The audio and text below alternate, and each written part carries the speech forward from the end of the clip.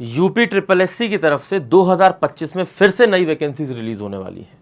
अभी रिसेंटली ही अगर आप देखेंगे तो न्यूज़ में ये लगातार जो है वो आ रहा है, क्योंकि जेई के 2300 से अधिक पदों पर की जाएगी भर्ती। अब देखिए, मैं थोड़ा सा इस बात के लिए तो खुश हूँ कि 2025 में फिर आप लोगों को एक अच्छी खासी वैकेंसी मिलेगी। डिटेल में क्या क्या है बातें मैं बताऊँगा, लेकिन 2024 का ही रिक्रूटमेंट अभी पूरा नहीं हो पाया है। ठीक है, 4000 से ज़्यादा पद निकले हुए हैं बच्चों के लिए और उसकी वैकेंसी अभी तक पूरी नहीं की गई, उसका एग्ज़ाम अभी तक पूरा नहीं हुआ है। तो इस 2025 की वैकेंसी का कैसे क्या किया जाएगा, इसका अंदाज़ा लेना थोड़ा सा मुश्किल है। आपको 2024 की वैकेंसी 25 पे क्या लगता है, आप ज़रूर बताइएगा। अब देखिए, इसमें क्या दिया गया, इसमें दिया गया उत्तर प्रदेश अधीनस्थ सेवा चयन आयोग 2300 अवर अभियंता के पदों पर भर्ती करने जा रहा है। विभिन्न विभागों से उसे भर्ती संबंधी प्रस्ताव मिल चुके हैं। अब पहले तो भाई प्रस्ताव तो मिल चुके, प्रस्ताव तो पहले भी मिल गए थे 2024 में। ये क्या है? ठीक है, भर्ती नियमावली के आधार पर पदों का मिलान किया जा रहा है और जल्द ही इन पदों पर भर्ती के लिए आवेदन मांगने की तैयारी है। अब देखिए, यूपी ट्रिपल एससी में पीईटी का पेपर देना पहले अनिवार्य होता है। अगर आप पीईटी का पेपर देते हैं और उसको क्वालिफाई कर लेते हैं तभी इसको भर पाएंगे। तो जितने भी बच्चे हैं जो यूपी ट्रिपल एससी के इच्छुक हैं कि भाई उससे जेई का हमको पोस्ट मिल सके, वो पीईटी का पेपर ज़रूर दें। अच्छा, मुझे एक ख्याल मेरे दिमाग में है तो मैं इसके साथ साथ उस पर भी आपसे चर्चा करना चाहता हूँ, और मैं खासकर चाहूँगा आप लोग इस बात पर जवाब दें कि जैसे अगर आप देखेंगे बहुत से एसएससी जेई का पेपर होता है, आरआरबी जेई का पेपर होता है, ऐसे विभिन्न जेई के पेपर होते हैं हमारे देश में। कुछ स्टेट लेवल पर होते हैं, कुछ सेंट्रल लेवल पर होते हैं, कुछ अपने ऑर्गेनाइजेशंस खुद कराती हैं। तो क्या यूपी ट्रिपल एससी में पीईटी का पेपर होना चाहिए आपके हिसाब से? क्योंकि पीईटी, अगर आप यूपी ट्रिपल एससी का एग्जाम पैटर्न देखें तो एग्जाम पैटर्न के अंदर भी आपको नजर आता है कि नॉन टेक्निकल सब्जेक्ट्स आपसे पूछे जाते हैं और फिर उससे पहले आपको पीईटी का पेपर भी देना होता है। जहां तक मेरी समझ ये कहती है कि पीईटी अगर आपसे लिया जा रहा है तो आपके जो एग्जाम पैटर्न है उसमें बदलाव होना चाहिए, उसमें नॉन टेक्निकल नहीं पूछा जाना चाहिए, उसमें टेक्निकल पूछा जाना चाहिए। और अगर पीईटी नहीं लेते हैं तब ये एग्जाम पैटर्न जो आपका पहले से चला आ रहा है, जिसमें कि आपके साथ टेक के साथ नॉन टेक के सब्जेक्ट्स भी पूछे जाते हैं, वो पूछे जाने चाहिए।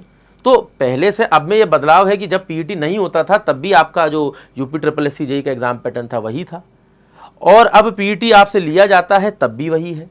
तो क्या इसमें कोई बदलाव होना चाहिए? क्या पीईटी का पेपर आपसे वाकई में लिया जाना चाहिए? ठीक है, मानते हैं कि पीईटी के पेपर के माध्यम से आप अगर उसको क्वालिफाई कर लेते हैं, यूपी के विभिन्न पेपर दे सकते हैं।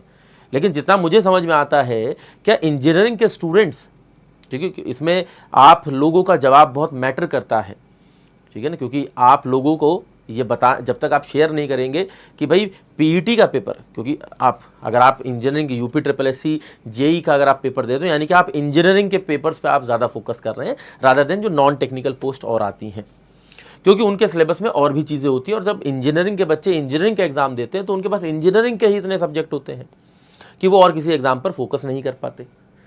तो क्या एक इंजीनियरिंग बेस्ड पेपर के ऊपर पीईटी का भार होना चाहिए? आप लिखकर मुझे ज़रूर बताएं, मैं इस पे थोड़ा सा आपकी राय ज़रूर जानना चाहता हूं। मतलब होना नहीं चाहिए या नहीं होना चाहिए, इस पे डिसीजन तो मैं बाद में अपना बना पाऊंगा, लेकिन सबसे पहले मैं जिनको वाकई में पेपर देना, यानी कि आपको जितने भी स्टूडेंट्स हैं, मैं ये जानना चाहता हूं कि क्या आपको क्या लगता है।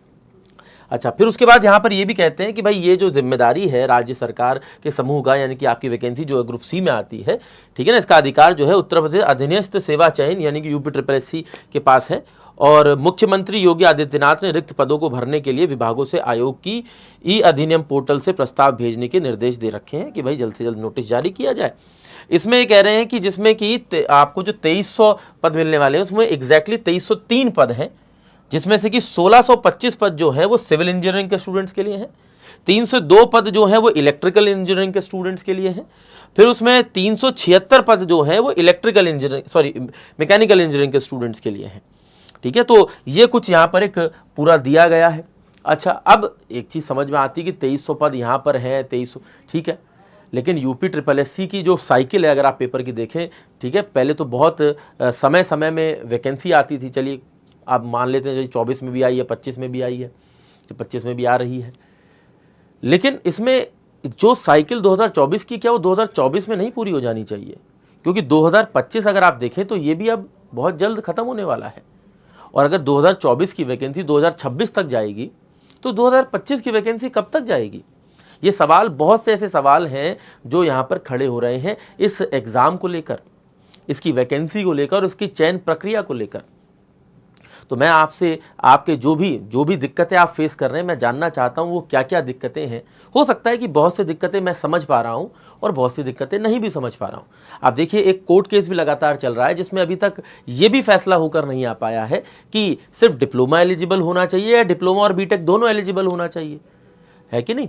तो बहुत से ऐसे सवाल हैं जो इस वैकेंसी को लेकर चल रहे हैं, जिसकी वजह से मैंने ये पाया है कि बहुत से बच्चे हैं जो मल्टीपल ग्रुप्स में बढ़ चुके हैं और वो आपस में एक दूसरे से लड़ रहे हैं कि भाई सिर्फ डिप्लोमा होना चाहिए या डिप्लोमा प्लस बीटेक होना चाहिए या सिर्फ बीटेक होना चाहिए या कैसा होना चाहिए। अगर मुझे लगता है यूपी SSSC अपने इस काम को सही से करता है और सही समय से सारी चीज़ों को बच्चों तक कन्वे करता है तो बच्चों में ना ये मतभेद पैदा होंगे और ना ही मुझे लगता है कि बहुत ज़्यादा समय लगेगा आपके इस रिक्रूटमेंट प्रोसेस में। तो आपकी अपने अपने क्या सुझाव हैं, आपकी अपने क्या परेशानियां हैं, मैं चाहता हूं कि आप उसको लिखकर ज़रूर साझा करें ताकि हम इसके ऊपर जो भी बेस्ट आप लोगों के लिए कर सकते हैं वो कर सकें और इसमें आप लोगों का साथ दे सकें।